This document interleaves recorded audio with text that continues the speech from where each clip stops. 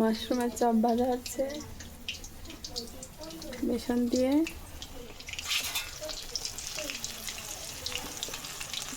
সন্ধ্যার নাস্তা এখন আমরা মাশরুমের চপ ভাজি খাবো, অনেক মজা।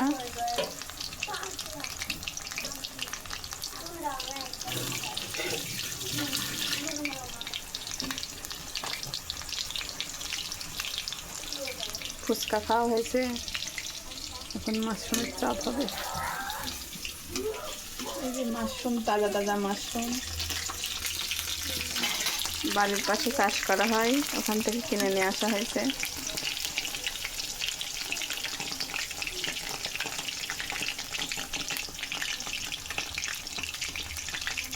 তারপরে সরিষার তেলে ভাজা, কি